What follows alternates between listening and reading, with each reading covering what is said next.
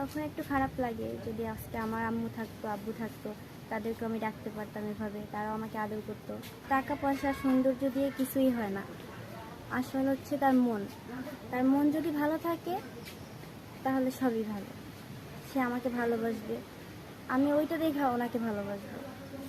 তাই চেহারা দেখে না, আমার টাকা দেখে। সুপ্রিয় দর্শক, আসসালামু আলাইকুম। জীবন গল্প আপনাদেরকে স্বাগতম। প্রতিটি মানুষের জীবনে গল্প থাকে, তার ধারাবাহিকতায় আজকে এসেছি। আমার ক্যামেরার সামনে এক আপু বসে আছে, শাড়ি পরে, অনেক সুন্দর লাগছে। তার জীবন গল্প আমরা শুনবো এবং আপনাদেরকে শোনাবো। তো কথা না বেরিয়ে সরাসরি আপুর কাছে চলে যাচ্ছে। আপু, আসসালামু আলাইকুম। ওয়ালাইকুম আসসালাম। আপু কেমন আছেন? আলহামদুলিল্লাহ, ভালো আছি। আপু একটু জোরে বলবেন, আমি কানে কম শুনি তো একটু। ভালো আছি। ভালো আছেন না? তো আপু, আপনার নাম কি? আমার নাম নূপুর। নূপুর। জি। নামটা অনেক সুন্দর। নামটি কে রেখেছে? আমার দাদি। দাদি। জি। দাদিকে কখনো বলা হয়েছিল নূপুর নামের অর্থ কি? না, এটা বলা হয়নি। বলা হয় নাই? অবশ্যই আজকে যা জিজ্ঞেস করবেন। আমার দাদি বেঁচে আছে? হ্যাঁ, আমার দাদি বেঁচে আছে। আলহামদুলিল্লাহ। যা জিজ্ঞেস করবেন যে দাদি নূপুর যে নাম রেখেছো, এর নামের অর্থ কি? তো নূপুর আপু, আপনার হোম ডিস্ট্রিক্ট কোথায়? খুলনা। খুলনা, বাগেরহাট। জি। আচ্ছা। ফ্যামিলিতে কে কে আছে? আমার দাদি দাদি, বাবা মা? নেই। বাবাও নেই, মাও নেই? না। ও মাই গড। কত মানে আপনি কত বছর বয়সে আপনার বাবা মারা গেছে, বাবা মা? যখন আমার 3 বছর বয়স তখন। 3 বছর যখন বয়স, তখন কি বাবা মারা গেছে না মা মারা গেছে? দুজনেই। একসঙ্গে? হ্যাঁ। কিভাবে এটা শুনি। accident-এ। Road accident? জি। My god. খুব। তখন যে মারা গেছে তখন আপনি কি সব কিছু আপনার বাবা বা বাবা আমার স্মৃতি মনে আছে? আমার অতটা ভালো মনে নেই, কারণ আমি ছোটবেলা থেকে আমার দাদিকে অনেক ভালোবাসতাম, আমার দাদির কাছেই থাকি। এখন সম্ভবত আপনার দাদির কাছে আপনি মানুষ হয়েছেন, হ্যাঁ। তাই না? জি। তো আসলে ওই বাবা মা যখন মারা গেছে তখনকার স্মৃতি কিছু আপনার মনে আছে যে?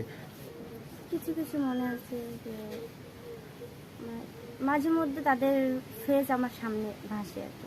ভাসে না? হ্যাঁ। মাকে বাবা কতটুকু মিস করেন? খুব একটা বেশি না, কারণ দাদিকে অনেক মিস করি, দাদিকে অনেক ভালোবাসি, ছোটবেলা থেকেই দাদি সেই সব আমার। আশেপাশে বাবা যারা আছে, আপনার ভাই বোন, ফুফাতো ভাই, জ্যাঠাতো ভাই, তারা যখন বাবা মা বলে ডাক দেয় তখন আপনার কি রকম লাগে? তখন একটু খারাপ লাগে যদি আজকে আমার আম্মু থাকতো, আব্বু থাকতো, তাদেরকে আমি ডাকতে পারতাম এভাবে, তারাও আমাকে আদর করতো। তো এখন বর্তমান কি করতেছেন আপনি? কিছুই না। কিছুই না? আচ্ছা নুপুর আপু, আপনার বয়স কত? 18 প্লাস। 18 প্লাস। প্লাস? জি। 19 ছুঁই ছুঁই? জি।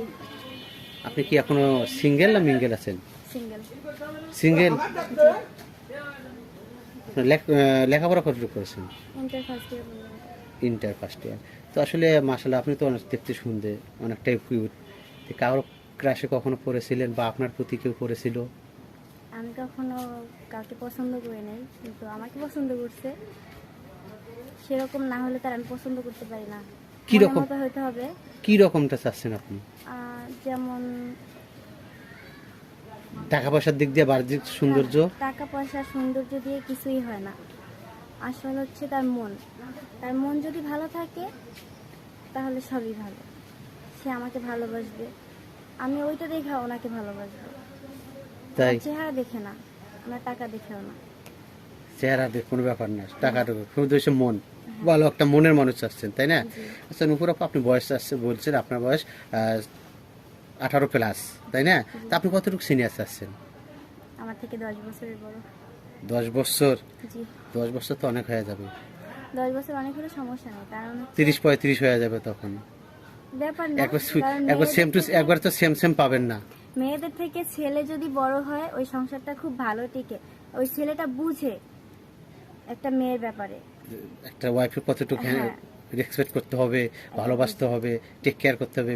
একটা বয়স বেশি হলে ওই ছেলেটা বোঝে, তাই তো? এটা বলতে চাচ্ছেন? আর যদি দুজনেই সেম বয়সী হয়ে যায় তখন দেখা যাবে যে ঝগড়া যেটি টুকটাক লাগতে থাকবে। তাই হ্যাঁ। মোবাইলটা রাখো তুমি, মোবাইল দেখা। আপনি চাচ্ছেন আপনার যত সিনিয়র হবে ততটুকু আপনার টেক কেয়ার করবে বা ভালোবাসবে। ভালোবাসার জিনিস, ভালোবাসা কাকে বলে সে বুঝবে, হ্যাঁ। তাই না? আর সেম সেম নিলে হয়তো বা 2 দিন পরে আপনার ভালো না লাগলে আবার অন্যখানে চলে যাবে, এখন এইরকম। এরকমই হয়। হয়। এইরকমটা চাচ্ছেন। আচ্ছা নুপুর আপু, আপনার তো মাশাআল্লাহ অনেক পছন্দ, যাচাই বাছাই করে বিয়ে করবেন। তো কোনো ভাই যদি আপনার ভিডিওতে পাবলিক করবো, দেশ উপবাস থেকে কোনো ভাই বললো যে নুপুরকে আমি বিয়ে করব, কিন্তু সে নামাজি, আপনি তো মুসলমান তাই না, আপনি নামাজ কালাম পড়েন, হ্যাঁ। 5 ওয়াক্ত পড়া হয়, সব সময় হয় না। কোরআন শরীফ পড়তে পারেন? জি আমি পড়ি। আলহামদুলিল্লাহ। তো ওই ভাই যদি কোন ভাই একটা পার্সন সে নামাজ কালাম পড়ে বললো যে নুপুর তোমাকে আমি বিয়ে করে পর্দা করতে হবে, তখন কি করবেন? তখন অবশ্যই করব। পর্দা করবেন? হ্যাঁ। কোনো সমস্যা হবে আমিও না? তো খুশি যাতে সে আমাকে পর্দায় রাখবে, এটা তো আমিও খুশি, আমিও তো চাই এরকম।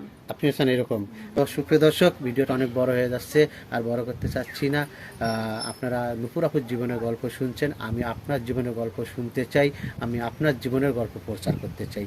যদি আপনি আপনার জীবনের গল্প বলতে চান, তাহলে এই মুহূর্তে ডিসপ্লেতে যে নাম্বারটি দেখা যাচ্ছে, এই নাম্বারটি ইউটিউব চ্যানেল কর্তৃপক্ষের, মানে আমাদের, এই নাম্বারে ইমো হোয়াটসঅ্যাপ খোলা আছে। আপনারা অবশ্যই একটা ভয়েস দিবেন, অযথা কেউ ফোন কল করবেন না। আপনারা সিমে ফোন দেন, আসলে সিমে ফোন কল দিলে আমরা ফোন রিসিভ করি না। আপনারা অবশ্যই ইমো বা হোয়াটসঅ্যাপে ফোন দিবেন বা নক করবেন, আমরা পরবর্তীতে আপনাদের সঙ্গে যোগাযোগ করবো। সবাই ভালো থাকবেন, সুস্থ থাকবেন। আবার কোনো নতুন অতিথিকে নিয়ে আমরা আপনাদের সামনে হাজির হব। আল্লাহ হাফেজ, আসসালামু আলাইকুম।